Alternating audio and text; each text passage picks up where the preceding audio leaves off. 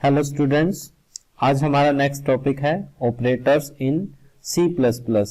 तो देखते हैं ऑपरेटर्स क्या होते हैं और C++ में इनको कैसे प्रयोग करते हैं। सबसे पहले ऑपरेटर होता क्या है।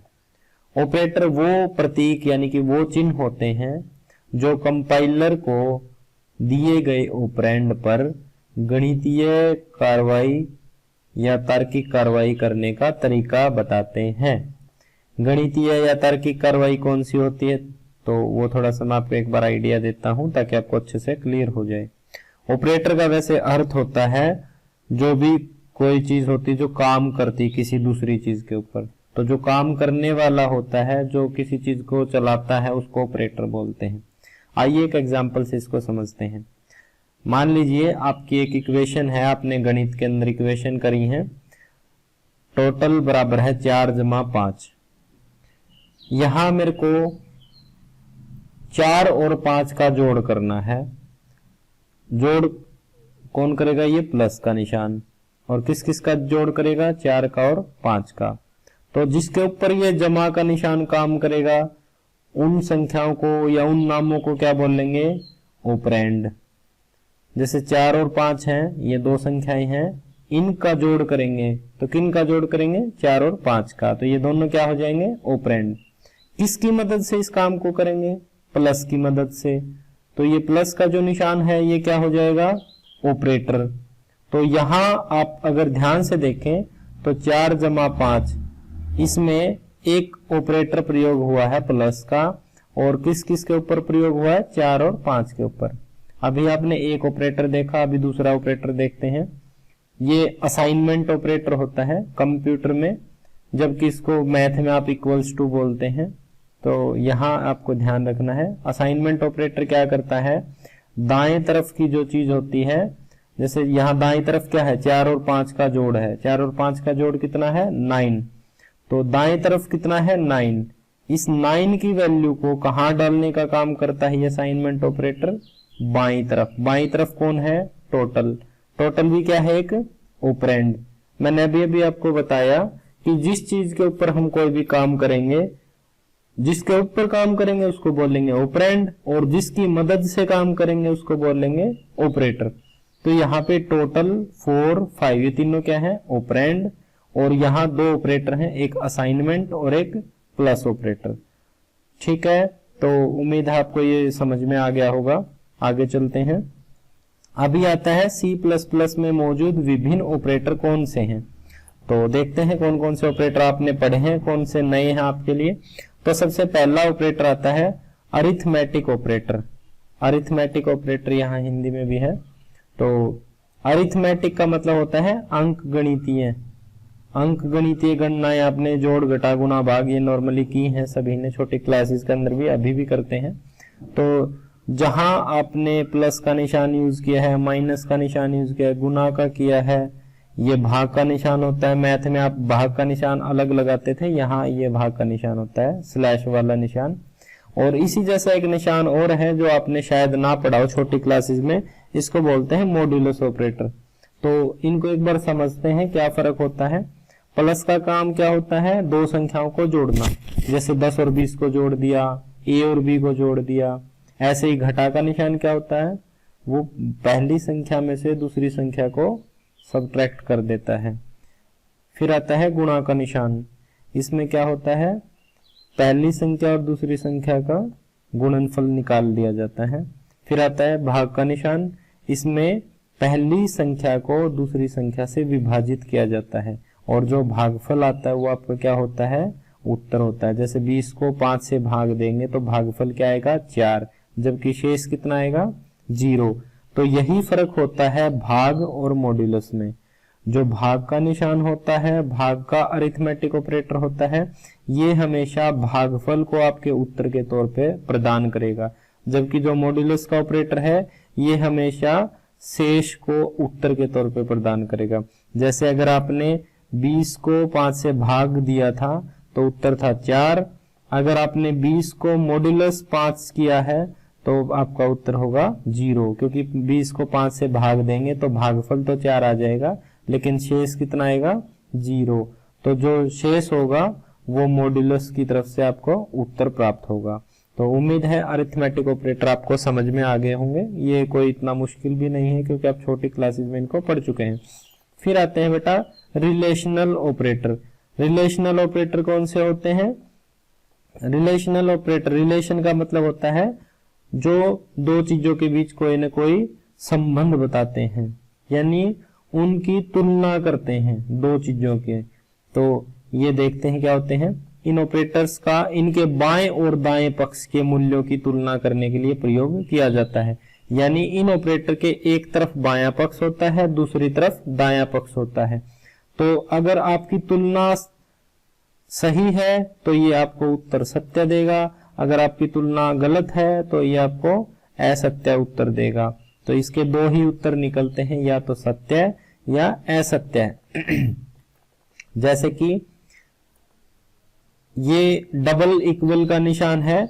जैसे आप गणित में एक बराबर के निशान को बराबर बोलते हैं, यहाँ कंप्यूटर में दो बार बराबर का निशान लगाएंगे तो आप इसको इक्वल्स टू बोलेंगे, यानी कि बराबर है।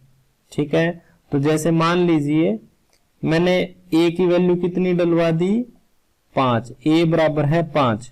यदि मैं उसको बाद में कहीं चेक करूंगा प्रोग्राम के अंदर, क्या a की वैल्यू 5 है, यानी a बराबर है 5। अगर यहां हमने 5 डलवाई है तो उत्तर क्या आएगा? सत्य है। अगर यहां हमने a की वैल्यू 6 डलवाई थी, 10 डलवाई थी, तो उत्तर क्या आएगा इसका? गलत, असत्य। ऐसे ही इसका विपरीत ऑपरेटर होता है बराबर नहीं है, यानी ये तुलना करता है कि क्या दायां पक्ष और बायां पक्ष बराबर हैं। ये क्या तुलना करेगा कि क्या बायां और दायां पक्ष बराबर नहीं है, यानी ये इसका उल्टा चेक करता है।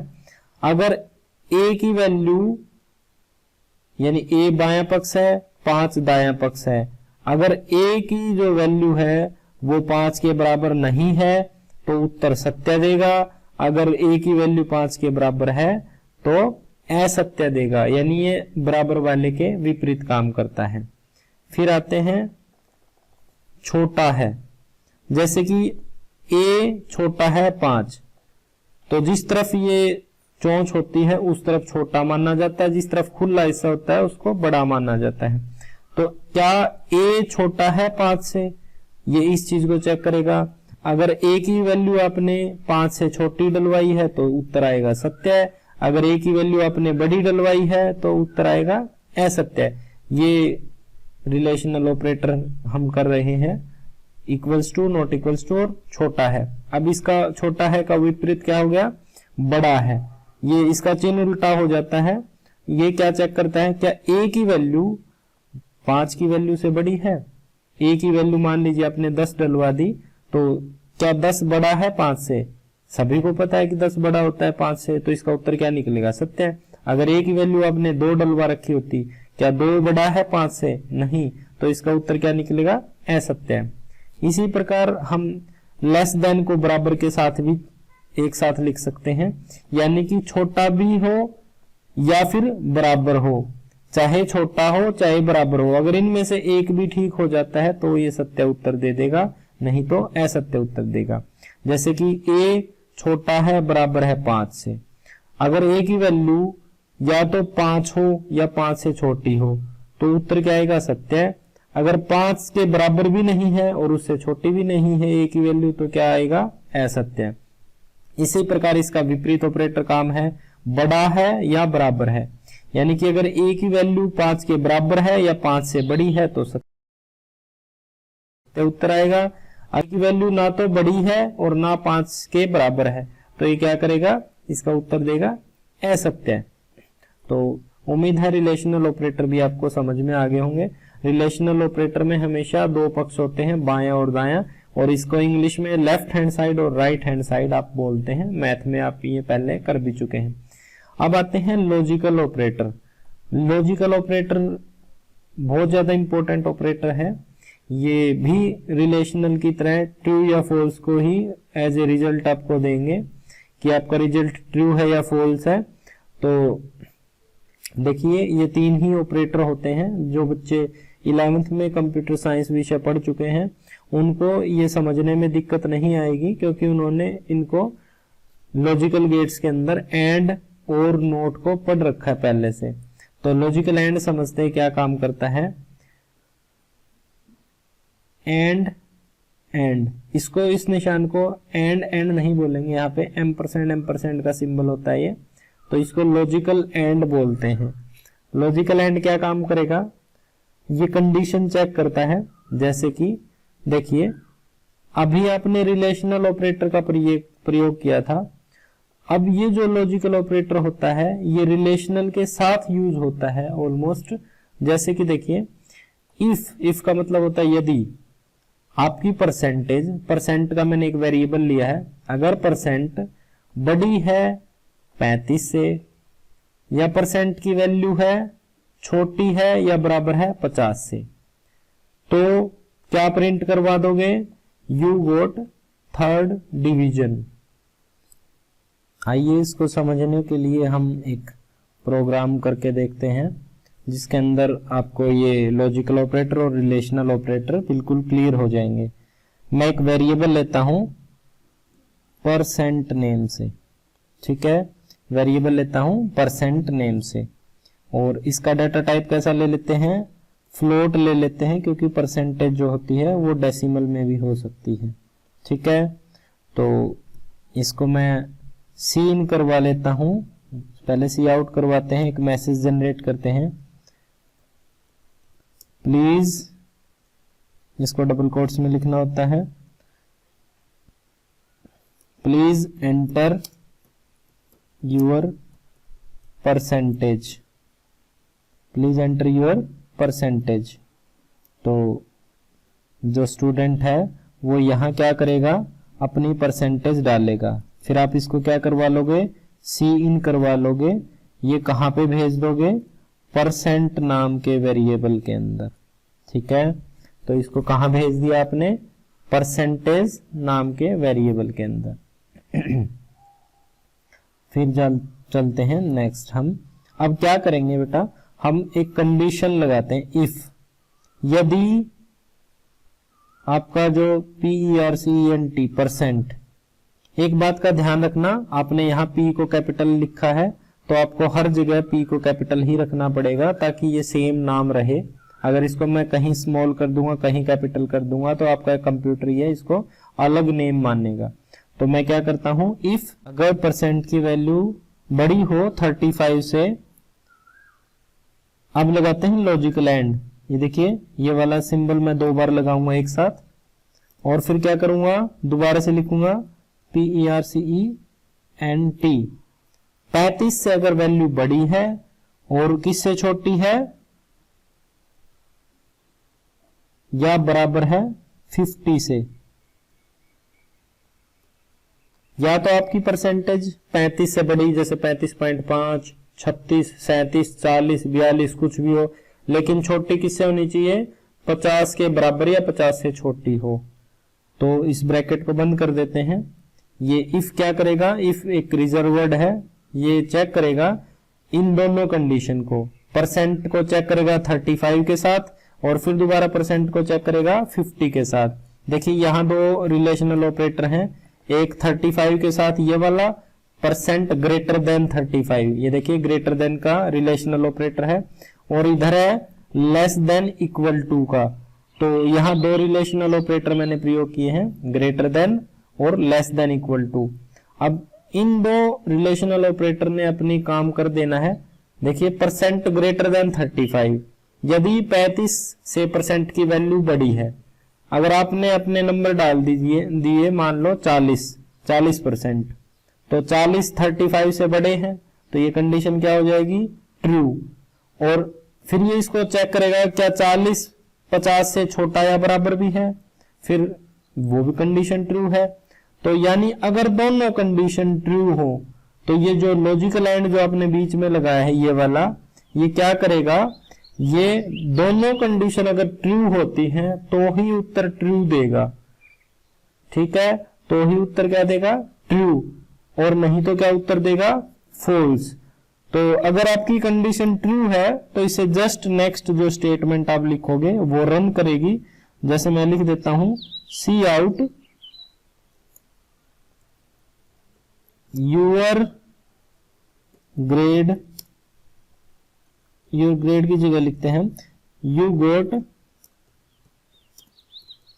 Third division, you got third division. यानी अगर आपके नंबर 35% से ऊपर है और 50% के बराबर या उससे नीचे है तो आपकी जो डिवीजन है वो कौन सी आएगी, थर्ड। ठीक है, तो इसको मैं एक बार रन करके दिखा देता हूं आपको। अगर आपकी परसेंट 35 और 50 के बीच में कहीं एग्जिस्ट करती है तो आपकी जो डिवीजन है वो प्रिंट हो जाएगी, नहीं तो ये कुछ भी प्रिंट नहीं करेगा। चलिए रन करके देखते हैं, रन कर देता हूं Ctrl+F9 से। ये देखिए, प्लीज एंटर योर परसेंटेज। मान लीजिए मैंने परसेंटेज डाल दी 42, तो मैं जैसे इसको एंटर करूंगा ये देखिए यू गोट थर्ड डिवीजन। इसको एक बार दोबारा से रन करके देखते हैं। मान लीजिए मैं परसेंटेज डाल देता हूं 35 से कम, क्योंकि पहली कंडीशन की क्या चेक होती है, 35 से ज्यादा। तो मान लीजिए मैं इसको 30 कर देता हूं, तो देखिए पहली कंडीशन ही फॉल्स होगी। अगर एक भी कंडीशन फॉल्स होती है लॉजिकल एंड में तो ये उत्तर क्या करता है, गलत दे देता है, फॉल्स दे देता है, और आपकी नेक्स्ट स्टेटमेंट कभी रन नहीं करती। तो देखिए इसने कुछ भी रन करके नहीं दिखाया, ब्लैंक है बिल्कुल स्क्रीन। अब जैसे मैं एंटर करूंगा देखिए वापस आ जाएगा। इसी प्रकार हम फर्स्ट वाली कंडीशन को ट्रू रखते हैं, 35 से बड़ी डाल देते हैं। 35 से बड़ी तो 60 भी होती है, लेकिन क्या 60 50% से छोटा है या बड़ा है, 60 बड़ा है, ऑब्वियस सी बात है। तो यहां भी एक कंडीशन हमने गलत कर दी, तो देखिए दोबारा से अभी भी इसने कुछ काम नहीं किया, क्योंकि ये क्या करता है, जैसे ही लॉजिकल एंड को पता चलता है कि इन दोनों में से एक भी कंडीशन गलत है तो ये लॉजिकल एंड क्या कर देता है, इस चीज को रन नहीं करता, आपकी इस लाइन को रन नहीं करता, यू गोट थर्ड डिवीजन वाली लाइन को। तो इसलिए वो कुछ भी आउटपुट नहीं शो करता। ठीक है, लॉजिकल एंड में आपको क्या ध्यान रखना है, इसका उत्तर ट्रू कब आएगा, जब इसमें जितनी भी कंडीशन आपने लगाई है वो कंडीशन सारी की सारी ट्रू होनी जरूरी है। सारी की सारी क्या होनी जरूरी है, ट्रू। यानी अगर इनमें से एक कंडीशन भी गलत आ गई तो आपका उत्तर क्या आएगा, फॉल्स आएगा। लॉजिकल एंड का मतलब ये होता है, एंड का मतलब ही क्या होता है कि सभी काम सही होने चाहिए। अब आता है लॉजिकल और। लॉजिकल और में ये वाला निशान आपको ध्यान रखना है। ठीक है, तो लॉजिकल और में क्या करेंगे, ये रिजल्ट तब देगा अगर इन कंडीशन में आपने मान लीजिए 2 कंडीशन लगाई है या 4 लगाई है, तो अगर वो सारी की सारी कंडीशन इसमें ट्रू होनी जरूरी नहीं है। अगर इनमें से कोई एक कंडीशन भी जरूरी हो जाती है, और में क्या होता है, अगर इन दोनों में से यहां बीच में और लगा हुआ है, इन दोनों में से एक कंडीशन भी क्या हो जाती है, सही हो जाती है, तो ये क्या करेगा, आपको सही उत्तर देगा, यानी ट्रू रिजल्ट देगा। ठीक है, तो इसको देखिए मैं एक एग्जांपल दे देता हूं आपको। यदि आपकी क्लास 11th है, क्लास किसके बराबर है, देखिए डबल का निशान लगा रखा मैंने, डबल इक्वल्स टू। यदि आपकी क्लास 11th है या आपकी क्लास किसके बराबर है, 12th के बराबर है, तो ये क्या प्रिंट करवा देगा, you are senior student of school. ये देखिए मैं इसको परसेंट वाले को हटा देता हूं यहां से एक बार। तो यहां हम परसेंट की जगह क्या ले लेते हैं, यहां इंट ले लेते हैं, फ्लोट की जगह इंट, और परसेंट की जगह क्या ले लेते हैं, आपकी क्लास पूछेंगे आपसे, आपकी कौन सी क्लास है। क्लास यहाँ पे एक कीवर्ड है तो हम इसकी जगह कुछ और नाम लिख लेते हैं, क्लास 1 कर देते हैं। क्लास को आप यूज नहीं कर सकते नेम के तौर पे, मैंने आपको पिछली क्लासेस में भी बताया था। तो यहां मैं आपसे एक क्वेश्चन पूछूंगा, please enter your class, please enter your class. यहां क्लास को मैं डबल कोट्स के अंदर क्लास लिख सकता हूं, क्योंकि डबल कोट्स के अंदर ये एक कंप्लीट एज ए वर्ड के तौर पे काउंट होगा, जबकि यहां मैं जो नेम देता हूं वहां पे वो एज ए वेरिएबल काउंट होता है। तो अगर वेरिएबल को हम रिजर्व वर्ड यूज करेंगे तो वहां पे सब गड़बड़ हो जाएगा।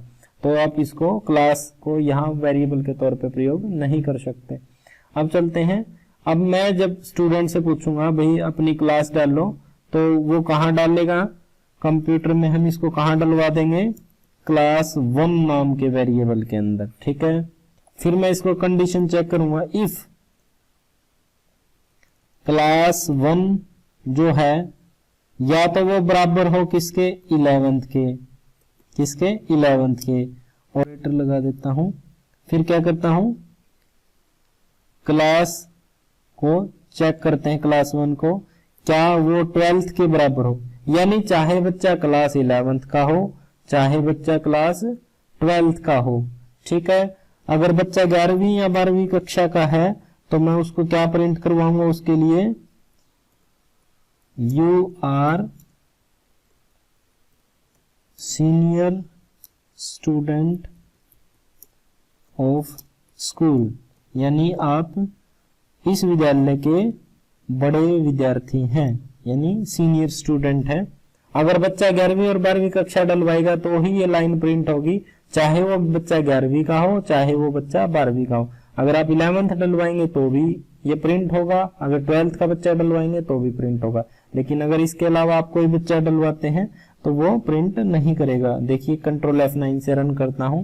प्लीज एंटर योर क्लास, आपने डाला जैसे 11th, तो देखिए you are senior student of school. एक बार मैं इसको दोबारा से रन करके दिखा देता हूं 12th के लिए भी। आपने क्लास डाली, आपकी क्लास है 12th, देखिए you are senior student of school, देखिए इसमें भी ये रन हो जाएगा। अब एक बार फाइनल चला के देखते हैं। मान लीजिए आप 9th क्लास के स्टूडेंट हो, आपने 9th डाला, तो देखिए यहाँ पे कुछ भी प्रिंट नहीं होगा। तो और ऑपरेटर क्या करता है, लॉजिकल और जो होता है वो दो कंडीशन जो आपने लगाई है और के साथ, उन दोनों कंडीशन को चेक करेगा। इन दोनों कंडीशन में अगर एक कंडीशन भी सेटिस्फाई हो जाती है यानी ट्रू हो जाती है तो वो आपका रिजल्ट क्या कर देगा, ट्रू। और ट्रू रिजल्ट होने से क्या होगा, ये नेक्स्ट स्टेटमेंट जो है वो हमारी स्क्रीन पे प्रिंट हो जाएगी। ठीक है, ओके। अब लॉजिकल नोट ऑपरेटर देखते हैं। इसमें क्या होता है, इसमें ये सिंगल साइन ऑफ एक्सक्लेमेशन वाला निशान लगाना होता है। तो यहाँ पे क्या होता है, ये क्या करता है, लॉजिकल नोट ऑपरेटर जो है, ये देखिए यह लॉजिकल स्टेटमेंट के परिणाम को उल्टा कर देता है। क्या कर देता है, उल्टा कर देता है, यानी उसका पूरक बना देता है।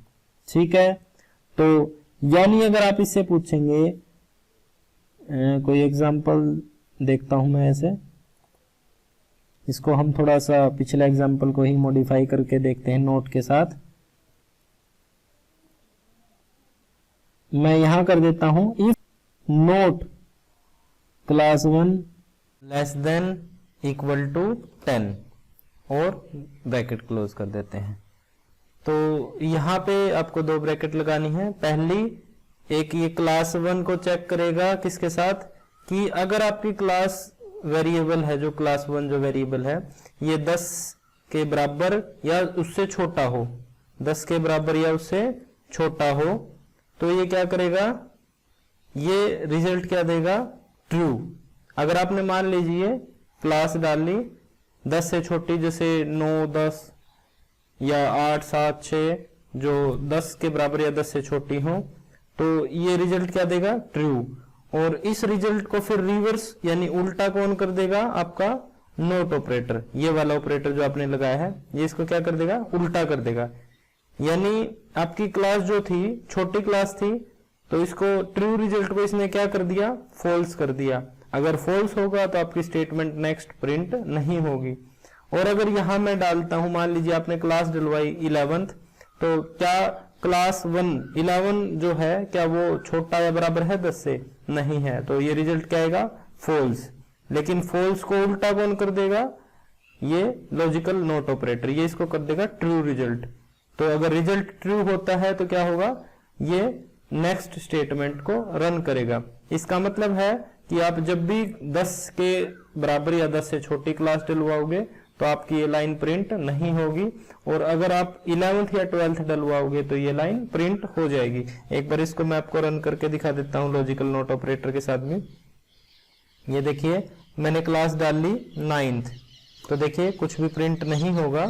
और एक बार दोबारा से मैं इसको रन करता हूं क्लास 11th के साथ, ये देखिए 11 जो है ये क्लास 1 में जाएगा, और ये फिर ये किससे बड़ी हो जाएगी, जो 10 वैल्यू थी उससे बड़ी हो जाएगी। अगर ये बड़ी होगी तो वहां रिजल्ट क्या आएगा, फॉल्स, और फॉल्स को उल्टा कौन कर देगा, लॉजिकल नोट, यानी कि उसको क्या कर देगा, ट्रू कर देगा। और जैसे ही ट्रू रिजल्ट आता है तो नेक्स्ट स्टेटमेंट क्या हो जाती है, रन हो जाती है।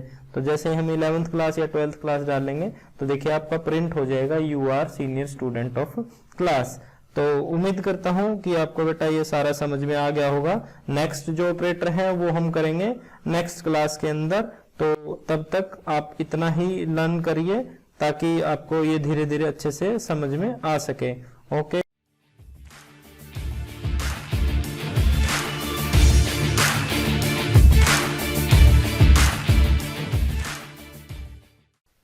अगर आपको ये वीडियो अच्छी लगी हो तो इसे लाइक करें और लेटेस्ट अपडेट पाने के लिए वीडियो को सब्सक्राइब करें और क्लिक करें बेल आइकन पर।